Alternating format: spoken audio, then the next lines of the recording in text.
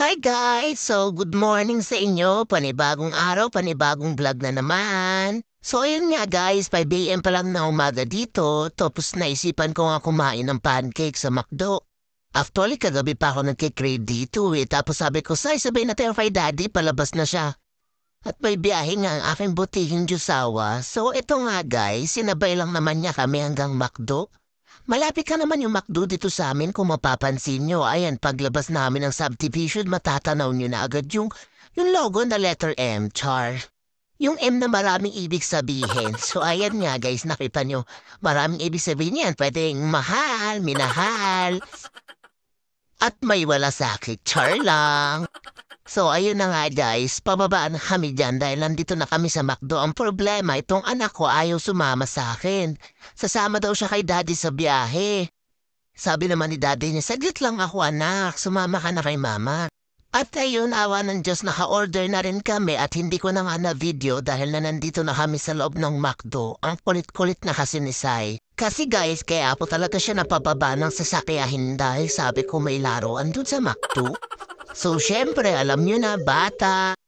So, dahil maaga nga kami guys, wala pang tao din sa laruan. At nandito na ako, ninanamnam ko na yung sarap ng pancake.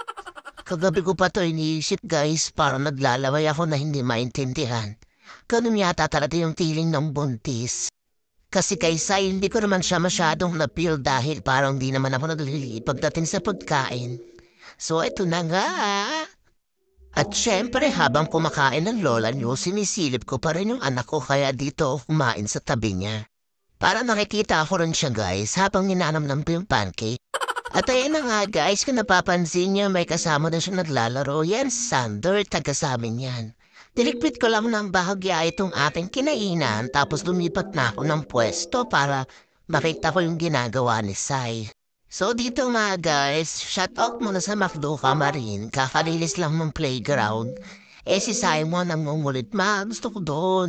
So may kinausap akong crew, sabi ko ate pwede naman maglaro yung bata, gusto niya na kasi maglaro doon eh.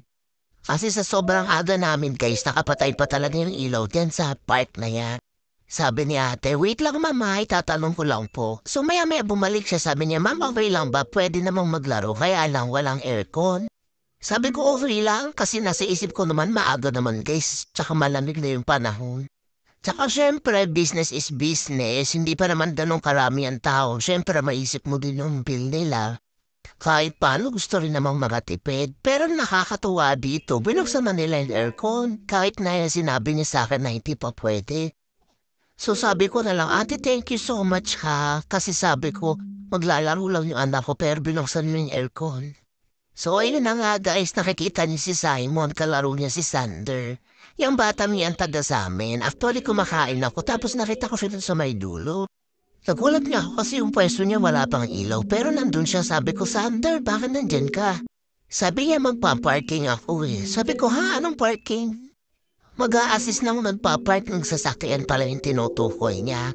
So sabi ko bakit naman ginagawa mo yun? Sabi niya guys, pang baon tayo tsaka para makatulong sa magulang ko. Pag uwi may pera na ako, sabi niya gano'n. So sabi ko nakakatuwa naman tong batang to. I mean sa isip-isip ko na lang guys, nakakatuwa naman tong batang to kahit na may kakulitan. Naiisip niya yung mga ganong bagay. Sana lahat ng bata ganyan no, yung tipong kahit hindi magtrabaho ng maaga, maisip naman nila yung mga pinaghihirapan ng magulang nila. Pahalagahan sana. So bago nga kami umuwi guys, binigyan ko siya dito ng pera. Saan ka mag-aantay? Dito lang. Dito. Pera? Bakit? Oh, bibigyan kita pera, oh. Halika dito. Hindi ako kay Jeff, halika dito. Halika, lumapit ka kasi muna. Tago mo, huwag mo nang papakita, oh. Oh. Hindi ako kay Jeff, ha. So guys, alam niyo ba kung bakit ko siya binigyan ng pera? Hindi para ipagmayabang ha. Kasi inaaya ko talaga siyang kumain guys. Dahil yung order ni Simon ayaw naman niyang kainin, sinusubuan ko na siya so sayang sabi ko. Inala ko si Sander, sabi niya ayaw niya. Iniisip ko siyang opera ng ibang pagkain pero ayaw pa rin niya. So naisip ko na nga lang guys, bigyan siya ng pera kasi sabi ko baka mamaya nahihiya lang kaya ayaw ng batang tanggapin yung offer ko.